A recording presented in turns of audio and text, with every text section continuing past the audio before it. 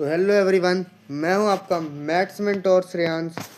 आज वापस से लेकर आ चुका हूं CHS BHU class 9th maths के बेस्ट 20 सवाल का पार्ट 4 लेकर। तो ये हमारा मेंटोरशिप प्रोग्राम है जिसका फॉर्म आपको डिस्क्रिप्शन में दिया हुआ है। फॉर्म का लिंक आप वहां से भर सकते हैं। हमारे पास पहला क्वेश्चन है, which of the following is not a rational number. कौन सा रेशनल नंबर नहीं है? तो 0.333, तो ये नॉन टर्मिनेटिंग रिपीटिंग इसका डेसिमल एक्सपेंशन है, तो ये एक रेशनल नंबर होगा। और फिर हमारे पास √16 है, तो इसका वैल्यू 4 होता है। 4 भी एक रेशनल नंबर होता है।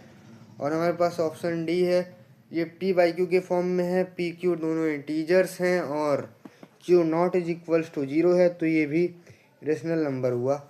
तो हमारे पास बच गया ऑप्शन सी, जो कि रूट में 7 है। और रूट में अगर नॉन परफेक्ट स्क्वायर नंबर होता है तो वो एक इर्रेशनल नंबर होता है। तो ऑप्शन सी करेक्ट आंसर है, √7। अब √0.0000064 का वैल्यू क्या होगा? तो यहाँ से इन दोनों में से एक 0 कॉमन आएगा, फिर इन दोनों में से एक 0 कॉमन आएगा, तो यहाँ पे 0, ये ट्रिक है। और फिर यहाँ से 64 8 हो जाएगा, तो 0.008, ऑप्शन ए 0.008। ये ट्रिक है, आप इससे तुरंत कर सकते हैं। और इससे पहले का लॉन्ग प्रोसेस मैंने आपको पिछले वाली वीडियो में बता दिया था। हमारे पास दिया हुआ है क्यूब रूट 27 इंटू 125, तो हम इसे कैसे लिख सकते हैं?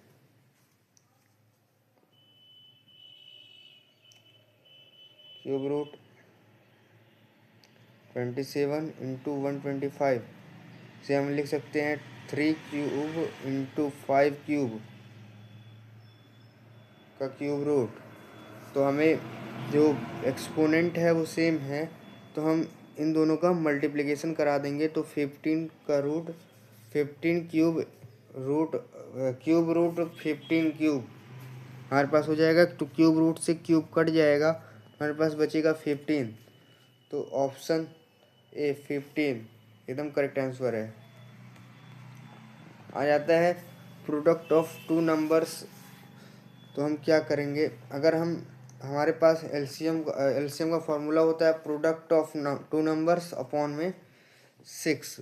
तो अगर हम 864 को 6 से डिवाइड करेंगे तो हमारे पास 144 आएगा। तो ऑप्शन सी एकदम करेक्ट आंसर है।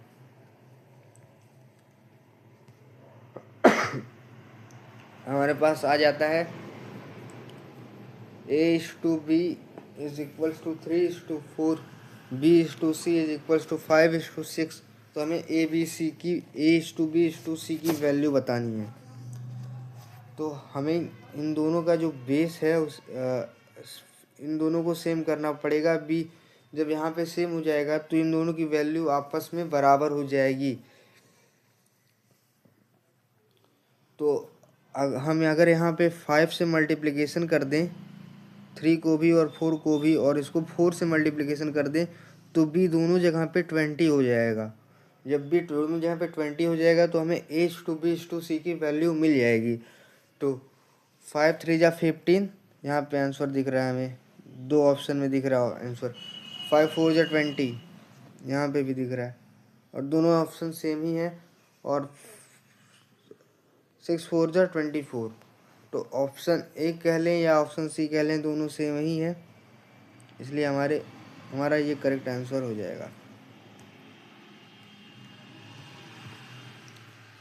अब एक आदमी 800 में बेचता है और उसको 20% की लॉस पे क्या कर देता है, 800 पे खरीदता है, 20% की लॉस पे बेच देता है। तो हमें उसका SP निकालना है।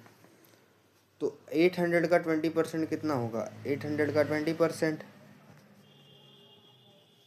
800 का 20% हो गया 160, तो 800 माइनस 160, 800 माइनस 160 हमारे पास आ जाएगा 640। तो ये हमें ऑप्शन बी में दिया हुआ है, तो हमारे पास आंसर है ऑप्शन बी 640।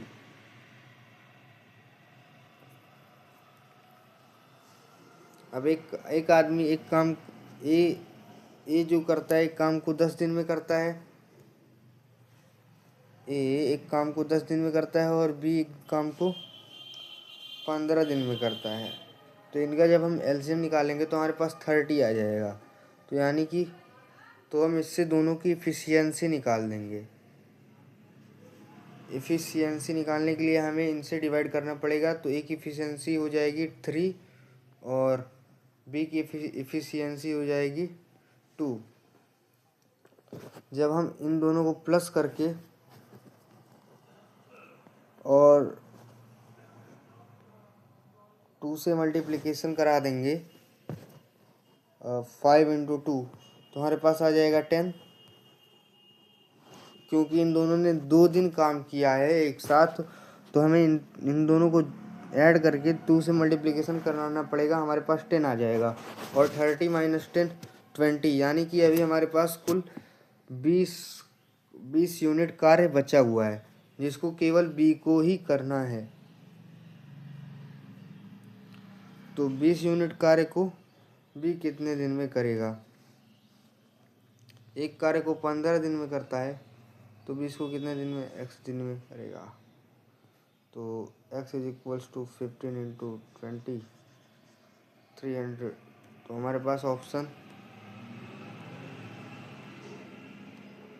सी एकदम करेक्ट आंसर हो जाएगा। 2 डेज वो और 6 डेज वो, तो आ जाएगा हमारे पास ऑप्शन बी 8 डेज। अब दो ट्रेन जब भी अपोजिट डायरेक्शन में मूव कर रही हों तो उनका जो स्पीड होता है उसी को हम ऐड कर देते हैं, तो हमारे पास रिलेटिव स्पीड आ जाता है। तो जब हम 60 और 40 को ऐड करते हैं तो हमारे पास 100 आता है, तो 100 इसका रिलेटिव स्पीड हो जाएगा। ये एक आइडेंटिटी है, इसको आपको पता ही होगा। a plus B plus C का whole square is equal to a plus B square plus C square plus 2ab plus 2bc plus 2ca। तो ऑप्शन बी एकदम करेक्ट आंसर है। हमारे पास आ जाता है क्वेश्चन नंबर 10। क्वेश्चन नंबर 10 में हम अगर 2 को इधर भेजेंगे हमारे पास x आ जाएगा, और 7 को इधर भेजेंगे तो 7 प्लस 5 हमारे पास आ जाएगा 12। हमारे पास ऑप्शन सी एकदम करेक्ट आंसर है।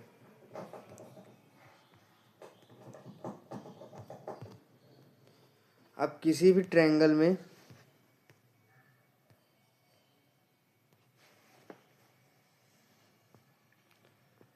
अगर एंगल 90 डिग्री होता है तो कौन सा ट्रायंगल होता है? राइट एंगल ट्रायंगल होता है। हमें डिस्टेंस निकालना है, हमें पहले एक ग्राफ बनाना पड़ेगा।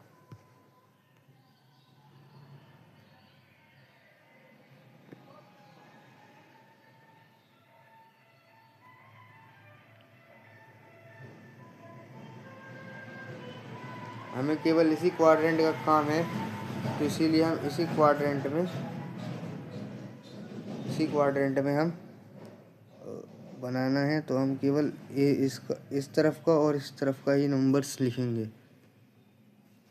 1 यहाँ पे 3 यहाँ पे 4, बस हमें इतना ही ज़रूरत है। और यहाँ पे 1 यहाँ पे 2 यहाँ पे 3 और यहाँ पे 4, यहाँ पे 4 हो गया 3 और यहाँ पे 2 यहाँ पे 1। तो हमें 0,0 यहाँ पे होगा, 0,0 यहाँ पे होगा, और 3,4 यहाँ पे कुछ होगा। जब हम यहाँ से इसको, और ये एक सीधी लाइन तो है ही, हमें यहाँ से यहाँ तक की दूरी निकालनी है, यहाँ से यहाँ तक की दूरी निकालनी है। तो ये परपेंडिकुलर हो गया, ये हाइपोटेनस, ये बेस हो गया और ये हाइपोटेनस हो गया। तो हम जानते हैं पाइथागोरस थ्योरम से H square equal to P square plus B square. तो हमारे पास पी कितना दिया हुआ है, यहाँ पे 4 है, तो ये इसके अपोजिट वाला 4 हो जाएगा। ये 3 है, सीधा सीधा स्केल पे है तो ये 3 हो जाएगा। 3 square plus 4 square is equals to कितना हो जाएगा, 4 4 जा 16 से 3 जा 9, 16 और 9 25, 25 होता है 5 का स्क्वायर रूट 5। तो ऑप्शन एकदम करेक्ट आंसर हो जाएगा। Area of square whose diagonal is equals to 10 root 2। तो डायगोनल इज इक्वल्स टू क्या होता है, एरिया ऑफ स्क्वायर क्या होता है, एरिया ऑफ स्क्वायर होता है डी स्क्वायर बाई 2। तो हमारे पास 10 रूट 2 का स्क्वायर निकालना है, तो 10 रूट 2 का स्क्वायर हो जाएगा 200। और 200 को जब हम 2 से डिवाइड करेंगे तो हमारे पास 100 आ जाएगा, जो कि ऑप्शन ए एकदम करेक्ट आंसर है, ऑप्शन ए। अब volume of cube with side 5 centimetre. तो वॉल्यूम क्या होता है, ए क्यूब होता है, तो 5 का क्यूब होगा 125, तो 125 सेंटीमीटर क्यूब इसका आंसर हो जाएगा, 125 centimetre cube. Mean of first 5 natural number. तो फर्स्ट 5 नेचुरल नंबर होंगे हमारे पास 1 2 3 4 और 5। तो 1 2 3 4 और 5, तो इसको अगर हम ऐड करेंगे तो हमारे पास 15/5 आ जाएगा, 15/5, 5 3 जा 15। तो ऑप्शन बी हमारा एकदम करेक्ट आंसर है, ऑप्शन बी। हमारे पास है probability of getting prime number on dice. तो प्राइम नंबर हमारे पास 1 होता है, 3 होता है और 5 होता है। तो ये कुल 3 है और हमारे पास टोटल आउट आने की संभावना है वो 6 है। तो 3 1 जा 3, 3 2 जा 6, तो ऑप्शन ए एकदम करेक्ट आंसर हो जाएगा, ऑप्शन ए। बस 17th क्वेश्चन है, एक्स स्क्वायर -4 और अपॉन में x -2। तो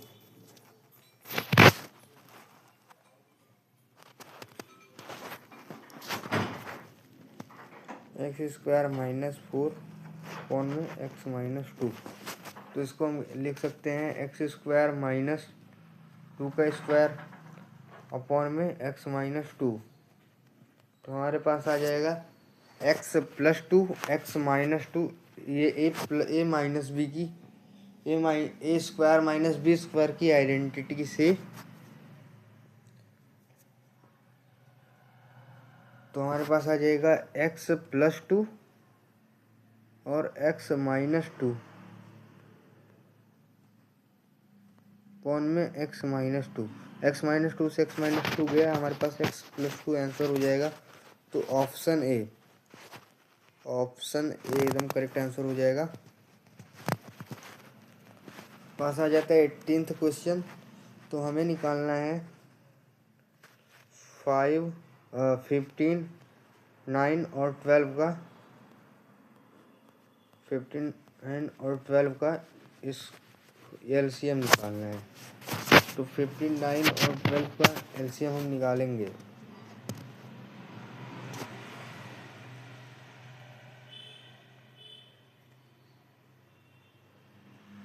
15 9 और 12, फर्स्ट 2 से पहले ही जाएगा, तो 15 9 और 6, फिर 2 से जाएगा 15 9 और 3, फिर 3 से जाएगा, 3 5 जा 15, 3 जा 9, 3 1 जा 3, फिर 3 से जाएगा, फिर 5 से चला जाएगा। तो 2 2 जा 4, 3 जा 9, 9 4 जा 36, 36 5 जा 180। तो ऑप्शन सी एकदम करेक्ट आंसर है। हमारे पास आ जाता है A covers equal distance at 60 kilometre and 40 kilometre को 60 kilometre per hour and 40 kilometre per hour. तो हमें निकालना है एवरेज स्पीड। तो जब भी कोई बॉडी इक्वल डिस्टेंस कवर करती है एक ही अलग अलग स्पीड से, तो उसका फॉर्मूला होता है हमारे पास। मैं इसका फॉर्मूला भी डिराइव कराता अगर हमारे पास टाइम होता, लेकिन हमारे पास टाइम लिमिटेड है। हमें हमें प्रैक्टिस भी करना है, आप पढ़ ही चुके होंगे।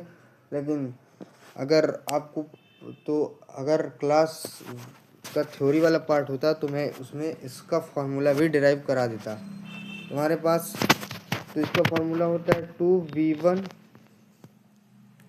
v2 अपॉन में v1 plus v2, v1 plus v2। हमारे पास v1 दिया हुआ है 60 और v2 दिया हुआ है 40। तो 2 इंटू 60 इंटू 40 अपॉन में 60 प्लस 40 100 हो जाएगा। तो 6 4 जा 24। तो हमारे पास 2400 इंटू 2 तो 4800 अपॉन में 100। तो जब 100 से डिवाइड करेंगे तो हमारे पास 48 बच जाएगा। तो ऑप्शन बी एकदम करेक्ट आंसर है, ऑप्शन बी।